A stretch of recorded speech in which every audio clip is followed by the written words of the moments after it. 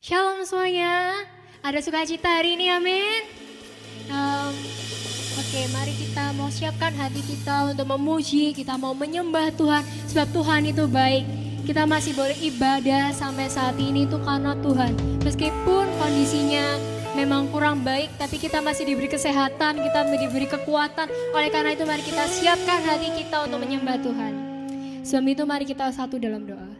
Bapa di dalam surga, terima kasih Tuhan buat penyertaan-Mu, buat keajaiban yang telah Kau berikan kepada kami masing-masing Tuhan.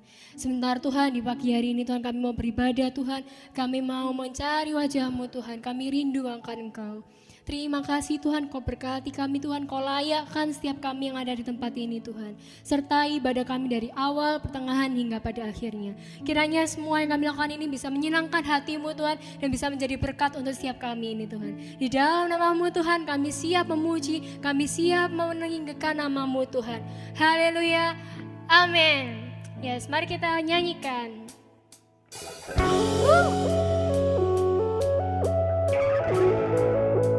Semua percaya bahwa bersama Tuhan kita aman, amin. Yes. Yeah.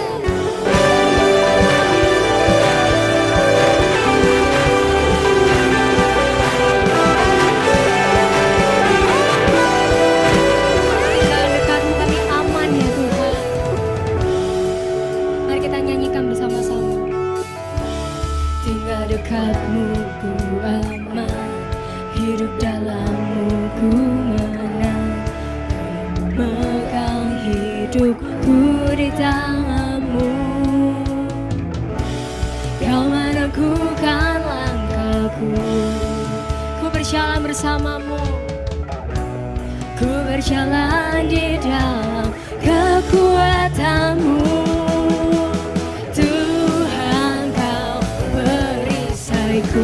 Amin. Lewati badai tak akan ku goyah, imanku tetap teguh, tak akan ku ragu untuk mengikuti-Mu. Amin.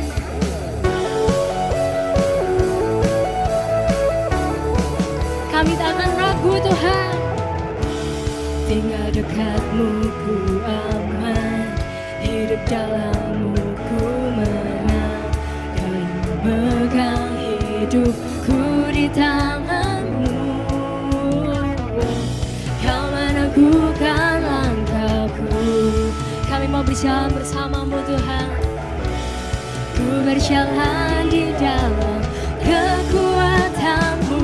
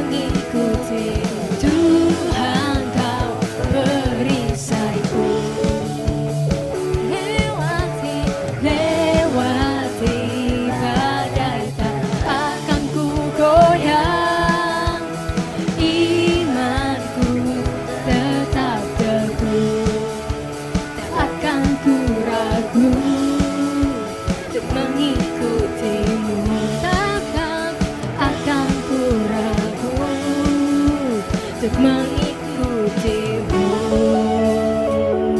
Amin.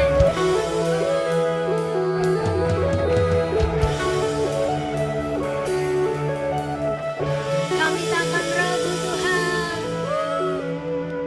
Haleluya.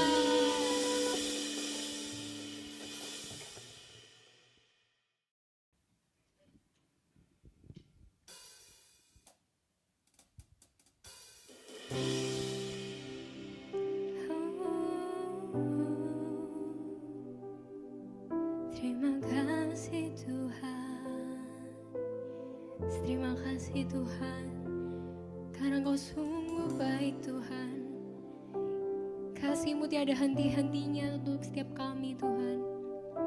Saat kami berdoa, kami menemukan jawaban Tuhan. Saat kami menyembah Tuhan, Kau bekerja atas setiap perkara kehidupan kami Yesus. Ini kami Tuhan, kami mengucap syukur atas semua yang telah Kau berikan Tuhan.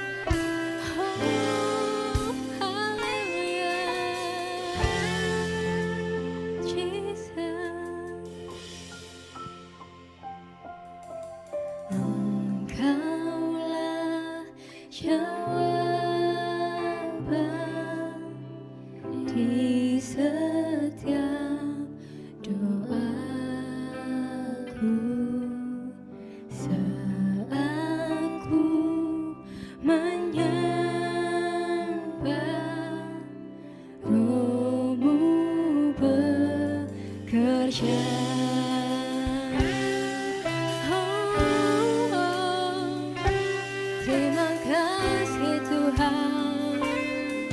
Engkaulah jawaban atas doa kami Tuhan. Engkaulah jawaban di setiap doaku saat ku menyembah, Roh-Mu bekerja. Tuhan, ku percaya kuasa-Mu sempurna saat ku berdoa.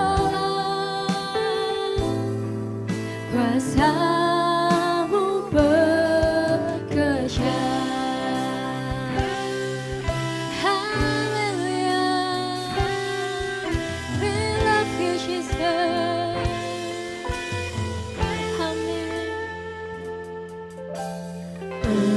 Engkaulah jawaban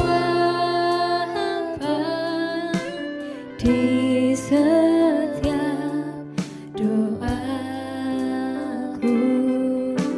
saat ku menyembah, Roh-Mu bekerja. Kami percaya Engkau Tuhan, Tuhan ku percaya kuasa-Mu sempurna saat ku berdoa. Kuasa-Mu bekerja. Tuhan ku percaya kuasa-Mu sempurna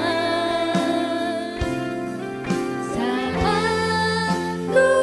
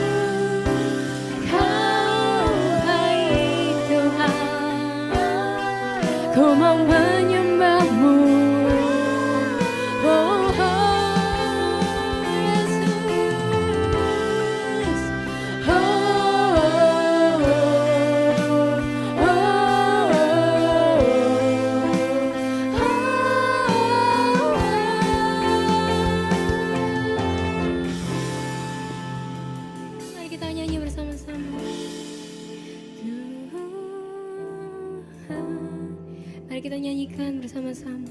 Tuhan, ku percaya kuasa-Mu sempurna. Saat kami berdoa, saat ku berdoa, kuasa-Mu bekerja. Kami percaya Tuhan, ku percaya kuasa-Mu sempurna. Saat ku berdoa, kuasa-Mu bekerja. Kami percaya Tuhan, ku percaya kuasa-Mu sempurna. saat kami berdoa, kami menemukan jawaban. Saat ku berdoa, kuasa-Mu bekerja. Sekali lagi kami percaya Tuhan, ku percaya kuasa-Mu sempurna.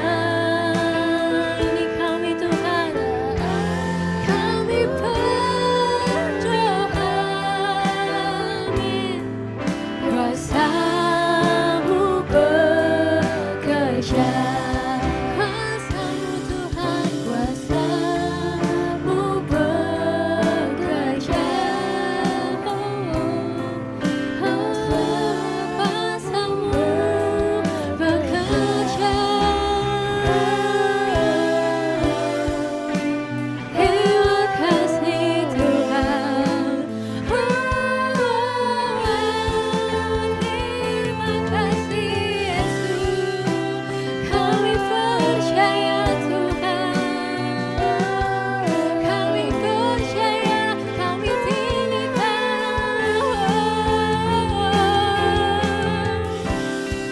Hallelujah, I love you Jesus.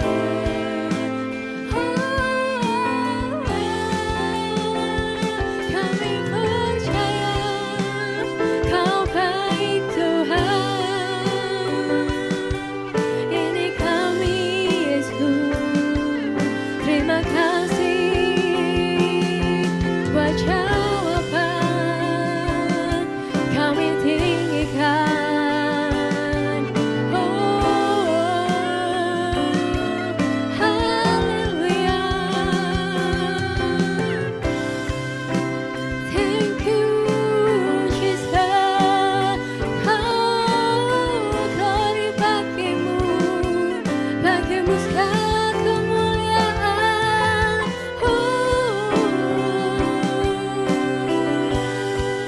Terima kasih. Kami mau memuji-Mu Tuhan sepanjang hidup kami Yesus.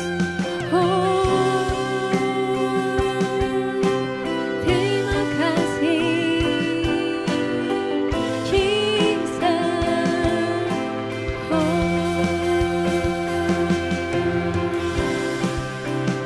Yes, terima kasih Yesus. Kami percaya Tuhan bahwa semua kebaikan-Mu Tuhan, kasih-Mu tiada tara Yesus. Kami memuji-Mu selama-lamanya Tuhan. Mari kita nyanyikan bersama-sama. Yesus Kau mulia Tuhan, bagi-Mu segala kemuliaan. Amin. Bagi Dia segala mulia, hormat serta syukur kekal selamanya. Bagi Dia segala pujian, hormat serta syukur selama-lamanya. Unto the Lord all the praises I sing,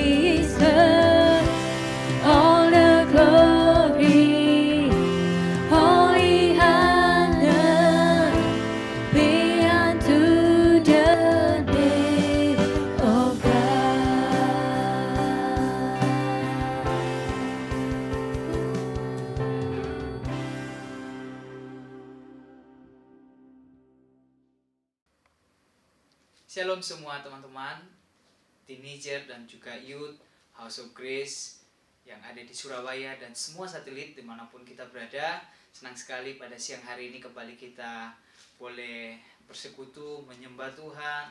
Dan juga siang hari ini kita akan mendengarkan firman Tuhan. Kalau kita tadi sudah menyembah dan memuji Tuhan, sekarang kita akan mendengarkan firman Tuhan. Dan kita mesti bersyukur ya teman-teman ya, kalau dalam usia muda ini Tuhan sudah memilih kita sebagai generasi anak panah. Dan juga beberapa di antara teman-teman semua saya tahu sudah Tuhan pakai dengan luar biasa untuk melayani, menjadi berkat baik di Komsel, dalam pelayanan apapun yang ada di gereja kita. Kita mesti bersyukur. Bahkan kalau Tuhan sudah memperkenankan kita menjadi hamba-hamba yang setia beribadah kepadanya, teman-teman mesti bersyukur sebab Tuhan sudah memilih kita sejak dalam usia yang muda seperti ini. Dan sekarang kita teman-teman akan belajar seperti tema yang diberikan oleh gereja kepada kita. Untuk bulan April kita akan membahas secara khusus tentang melakukan kebiasaan yang baik. Dan pada minggu ini kita akan belajar tema khusus yaitu disiplin diri. Teman-teman, kalau kita ingat perayaan kita di minggu lalu, bagaimana kita merayakan hari Paskah, hari kebangkitan Tuhan Yesus dari kematian. Dan sebelum memperingati hari Paskah, kita memperingati Jumat Agung, di mana kita di sana merenungkan bagaimana penderitaan Tuhan Yesus yang luar biasa. Dia taat dalam penderitaannya, dia tetap tekun.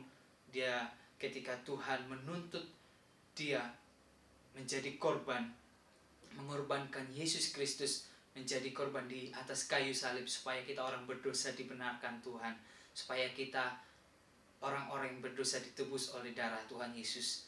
Oleh sebab itu pada siang hari ini saya mengajak semua teman-teman semua, anak youth dan teenager, kita akan belajar seperti Tuhan Yesus. Kita mau mendisiplin diri kita sebagai anak-anak muda, sebagai orang-orang yang dikasihi Tuhan.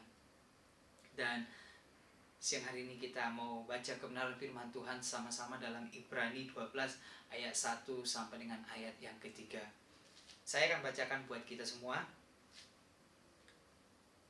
Karena kita mempunyai banyak saksi bagaikan awan yang mengelilingi kita, marilah kita menanggalkan semua beban dan dosa yang begitu merintangi kita, dan berlomba dengan tekun dalam perlombaan yang diwajibkan bagi kita. Marilah kita melakukannya dengan mata yang tertuju kepada Yesus yang memimpin kita di dalam iman dan yang membawa iman kita kepada kesempurnaan, yang mengabaikan kehinaan, tekun memikul salib, ganti sukacita yang disediakan bagi Dia yang sekarang duduk di sebelah kanan tahta Allah.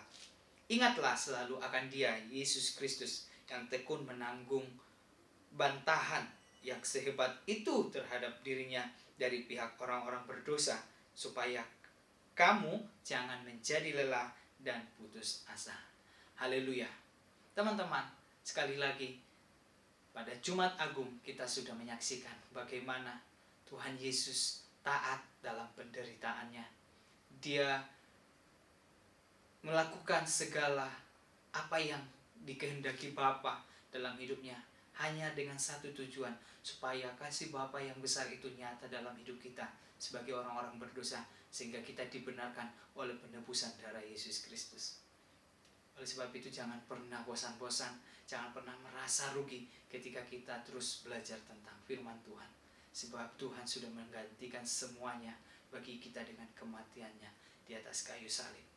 Dan siang hari ini kita akan belajar dari seorang tokoh juga perjanjian lama, hamba Tuhan yang sangat saleh, yang setia, yaitu hamba Tuhan yang bernama Ayub. Bagaimana seorang Ayub ini, seorang yang dikatakan Tuhan orang yang saleh pada zamannya. Mungkin sampai pada zaman ini ya, selain Tuhan Yesus, tidak ada sesaleh seorang Ayub. Dia adalah orang yang saleh yang pernah ada di muka bumi ini. Di pasal pertama, Ayub dikatakan bahwa dia adalah orang yang saleh, dan di mana iblis mengelilingi bumi dan meminta izin kepada Tuhan supaya iblis menguji hamba Tuhan yang saleh itu, yaitu adalah Ayub. Dan Tuhan memberikan izin, memberikan kuasa kepada iblis supaya Ayub diuji. Di pasal 1 dikatakan di sana, ujian mulai datang kepada Ayub dengan sekejap anak-anak Ayub meninggal karena rumah yang menimpa mereka, juga ternak-ternak Ayub habis dengan sekejapnya, bahkan semua hartanya. Nanti di pasal-pasal berikutnya bahkan istri Ayub meninggalkan dia. Dan di pasal 2 ini menceritakan bagaimana Ayub itu diuji Tuhan dengan naik level.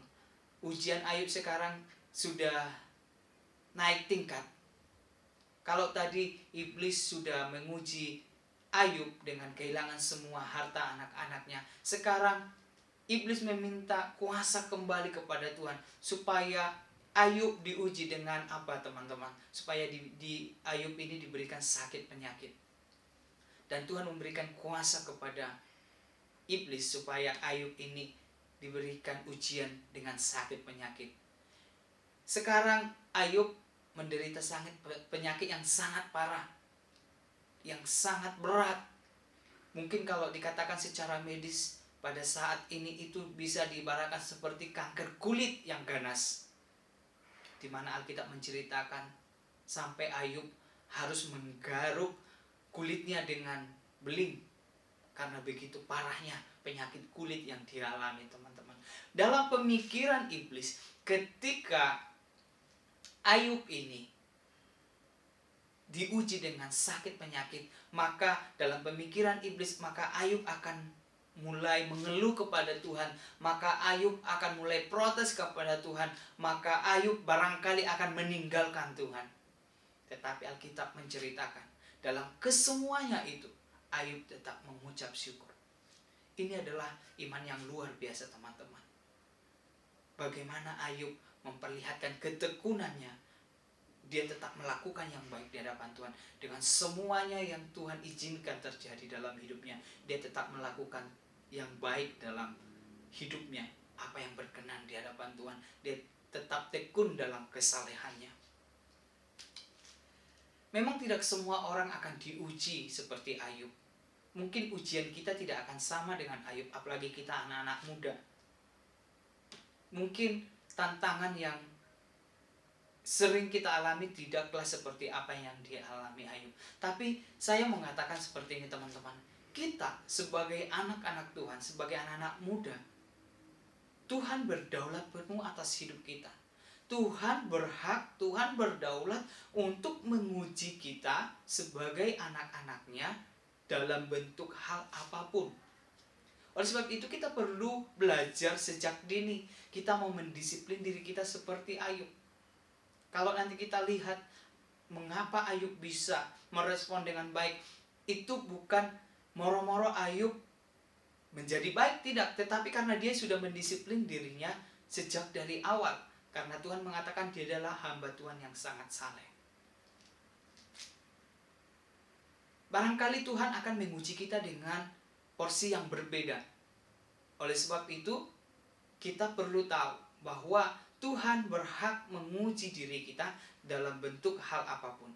Tanpa kita protes, tanpa kita membantah Tuhan. Yang menjadi bagian kita adalah meresponinya dengan baik seperti responnya Ayub.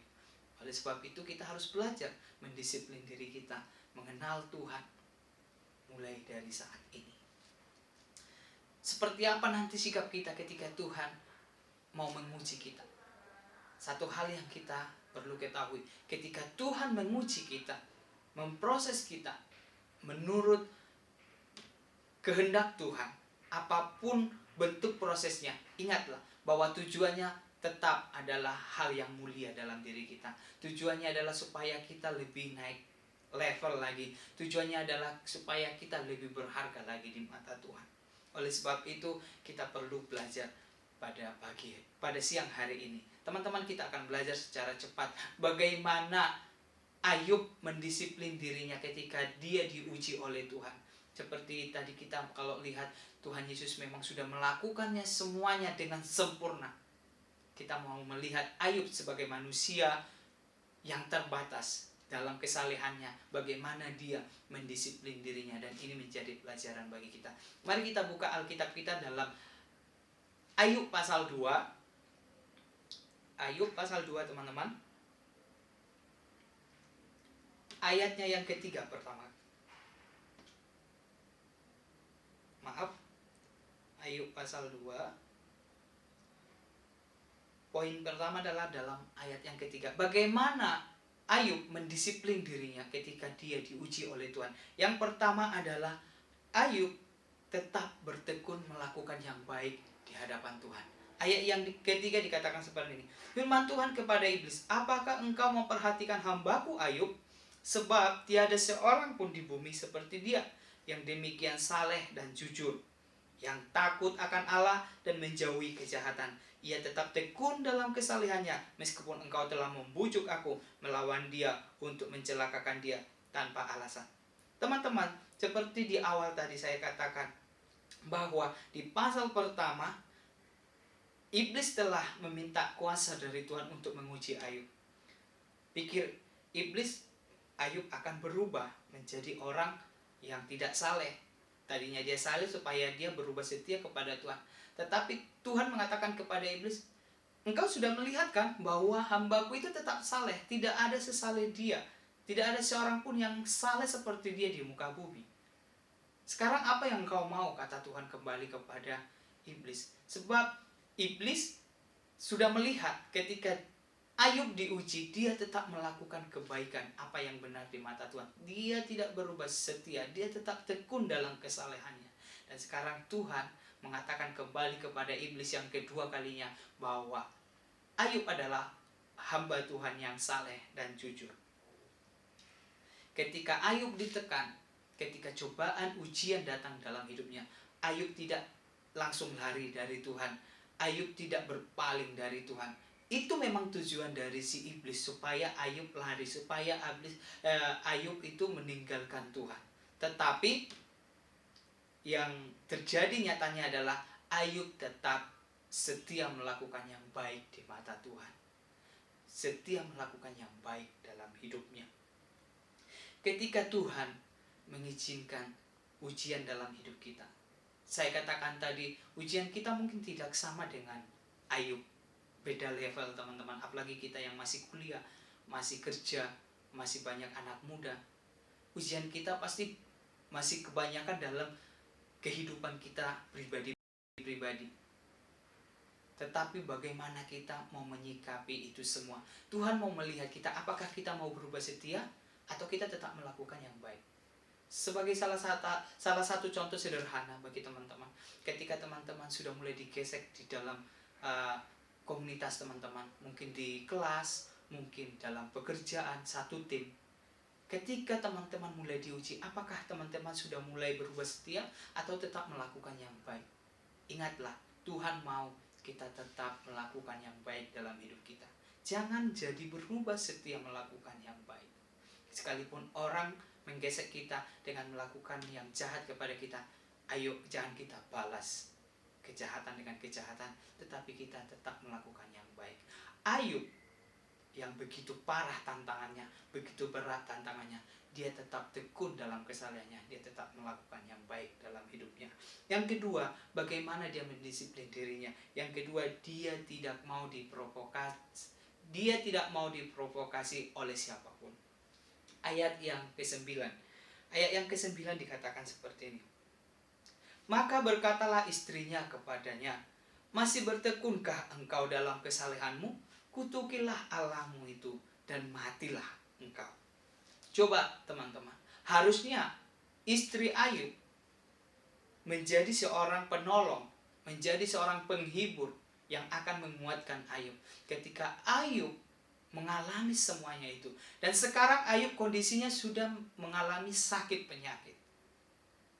Tetapi nyatanya istri Ayub datang bukan hanya sekedar orang yang menambah beban daripada Ayub, tetapi dia datang sebagai provokator yang akan merusak hubungan Ayub dengan Tuhan.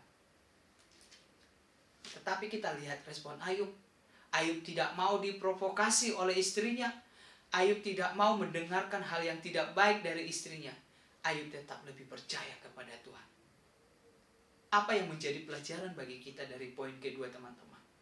Siapapun dan apapun itu, Jangan pernah kita mau diprovokasi sehingga hubungan kita rusak dengan Tuhan. Hubungan kita dengan Tuhan harus lebih utama, teman-teman. Mungkin ketika kita diuji, itu seolah-olah menyakitkan bagi kita. Ketika orang memprovokasi kita, itu seolah-olah membela kita. Tapi ingatlah, jangan sampai kita mau diprovokasi, karena itu akan merusak hubungan kita dengan Tuhan. Tetap lebih cinta kepada Tuhan. Apapun itu dan siapapun itu yang akan memprovokasi kita, semuanya harus cepat-cepat kita tolak. Ayub diprovokasi oleh istrinya. Tetapi Ayub tetap lebih mencintai Tuhan. Siapapun yang memprovokasi kita, hati-hatilah.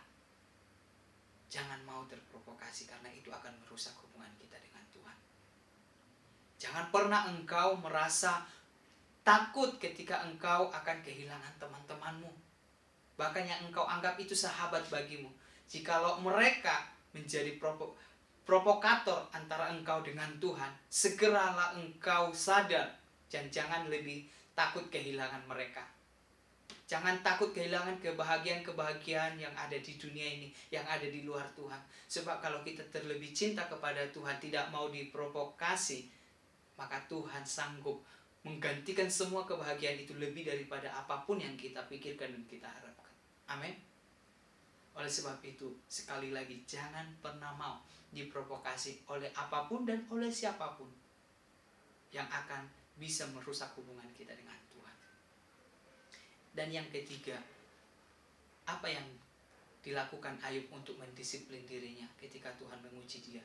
Yang ketiga adalah Ayub tunduk sepenuhnya kepada Tuhan. Mari kita baca dalam Ayub 2 ayat yang ke-10, dikatakan seperti ini.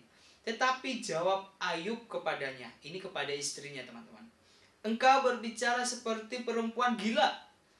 Apakah kita mau menerima yang baik dari Tuhan, tetapi tidak mau menerima yang buruk? Dalam kesemuanya itu Ayub tidak berdosa dengan bibirnya. Teman-teman, Ayub menyadari bahwa hidupnya seperti tanah liat dalam tangan penjunan. Allah berhak membentuk hidup Ayub seperti apapun keadaannya. Karena Allah tidak pernah kurang kerjaan, teman-teman. Ini yang ada dalam pemikiran Ayub. Inilah bagusnya dalam pemikiran Ayub, karena Ayub sudah mengenal Tuhan. Bahwa Allah itu tidak pernah semena-mena memperlakukan hidup Ayub. Walaupun Allah itu adalah Allah yang berdaulat atas hidup Ayub, tetapi Allah tidak pernah seperti pribadi yang kurang kerjaan sehingga memuji Ayub tanpa tujuan. Ayub tahu bahwa dalam kesemuanya itu adalah tujuan Tuhan adalah termulia bagi Ayub. Sehingga Ayub berkata kepada istrinya, engkau berkata seperti perempuan gila.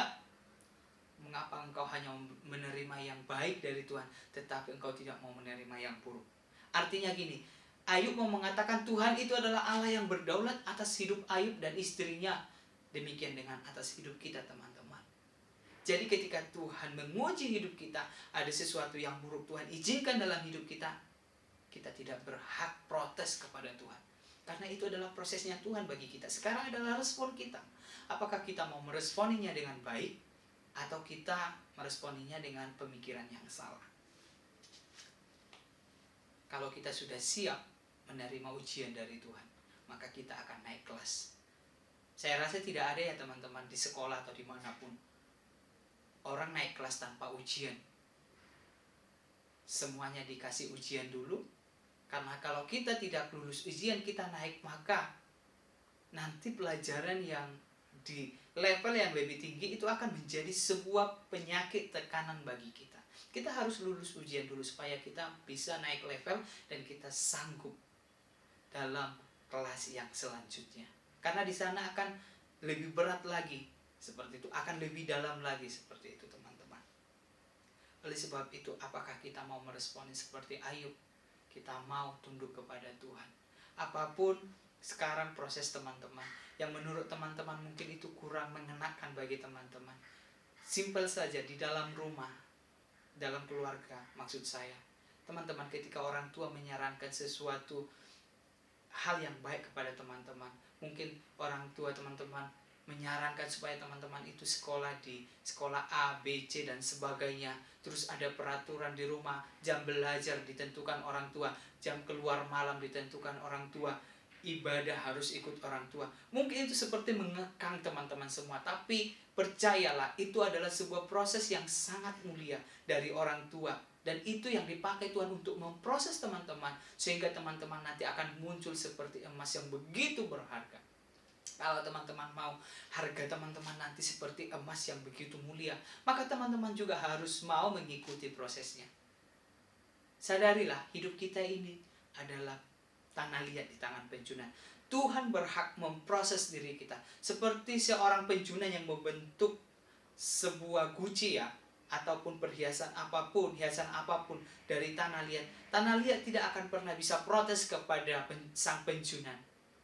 Sang penjunan mau membuat dia menjadi guci yang besar, guci yang sangat unik, sangat antik, sangat mahal, kecil, besar. Dan Tuhan pun berhak berbuat demikian dalam hidup kita. Hanya saja Tuhan itu adalah bukan Tuhan yang semena-mena tanpa alasan. Tuhan itu melihat respon kita, teman-teman. Tuhan butuh respon kita. Ketika kita merespon yang baik, maka Tuhan sanggup membentuk kita menjadi barang yang sangat berharga di tangan Tuhan. Orang yang sangat mulia di tangan Tuhan, di hadapan Tuhan. Oleh sebab itu teman-teman, kelak ketika kita mendapat ujian, atau sekarang di antara teman-teman dan mungkin ada Bapak Ibu yang menyaksikan ibadah youth ini lewat YouTube online, apa ujian yang sedang Tuhan kerjakan dalam hidup kita sekarang? Atau nanti ke depan ada ujian yang akan Tuhan kerjakan dalam hidup kita? Ingatlah, yang pertama, tetaplah bertekun di dalam melakukan kebaikan. Sebagai generasi anak panah, jangan kerajinan kita menjadi kendor, jangan kebaikan kita menjadi pudar. Kita tetap melakukan, setia melakukan kebaikan di hadapan Tuhan. Walaupun ujian gesekan sedang terjadi, ingatlah, Tuhan mau kita mau naik level. Tuhan tidak punya alasan menguji kita. Pasti Tuhan punya alasan dan tujuan yang mulia supaya kita naik level. Oleh sebab itu, tetap lakukan kebaikan di dalam hidup kita. Di dalam komsel, di dalam ibadah, jam-jam doamu, ataupun kebiasaan-kebiasaan baik yang kamu lakukan di luar gereja. Ayo tetap lakukan itu. Ketika ada ujian pun dari mana-mana, jangan menjadi kendor, jangan menjadi pudar. Tetaplah setia melakukan kebaikan. Yang kedua, jangan mau diprovokasi oleh apapun dan oleh siapapun. Oleh sahabatmu, oleh temanmu, oleh keluargamu, oleh uangmu, oleh hobimu, bahkan oleh sahabat yang kamu anggap penting dalam hidupmu. Jikalau itu sudah mulai memprovokasi dirimu yang berpotensi untuk merusak hubunganmu dengan Tuhan, ingatlah, cepat-cepat tolak. Jangan mau diprovokasi oleh apapun dan oleh siapapun. Tetaplah lebih cinta kepada Tuhan. Ketika temanmu mulai mengejek engkau, rasanya engkau tidak gaul, rasanya kamu itu anak cemen seperti itu. Teman-temanmu lagi main futsal, teman-temanmu lagi happy-happy, lagi ke pantai, kamu sibuk beribadah. Ingatlah, ketika engkau lebih cinta Tuhan, Tuhan membalasnya semuanya kepadamu. Tuhan akan membalas semuanya bagimu, teman-teman. Jangan mau diprovokasi oleh siapapun dan oleh apapun. Dan yang ketiga, tetaplah tunduk kepada Tuhan. Bagaimanapun prosesnya, melalui orang tua, melalui gurumu di sekolah, melalui ketua komselmu, melalui bapak ibu gembala, melalui kakak rohanimu. Ketika ada proses, tetaplah tunduk. Jangan engkau menganggap proses itu menjadi sebuah beban dan penderitaan bagi kamu. Sekalipun itu kau anggap jadi penderitaan, marilah kita belajar tunduk seperti Tuhan Yesus, seperti Ayub di dalam penderitaan mereka.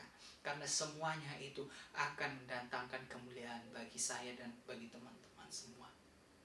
Selamat menjadi orang-orang yang tetap melakukan kebaikan. Selamat menjadi orang-orang yang tidak mau diprovokasi, yang lebih cinta Tuhan Yesus, dan selamat orang yang selalu tunduk kepada Tuhan. Tuhan Yesus memberkati kita semua. Mari kita berdoa. Tuhan, kami bersyukur pada siang hari ini buat kebenaran firman Tuhan. Kalau firman Tuhan telah mengajari kami dan menegur kami pada siang hari ini, untuk kami boleh tetap melakukan kebiasaan yang baik, kami boleh mendisiplin diri kami. Kami telah melihat bagaimana Tuhan Yesus taat kepada Bapa dalam semua penderitaannya, supaya kasih Bapa nyata dalam hidup kami melalui pengorbanan Yesus Kristus yang sangat sakit dan yang sangat hina. Kami diselamatkan. Kami orang berdosa dijadikan menjadi orang yang benar di hadapan Tuhan. Meskipun itu sakit, tapi Tuhan Yesus taat kepada Bapa. Ajar kami Tuhan untuk kami boleh taat seperti Yesus taat kepada Bapa.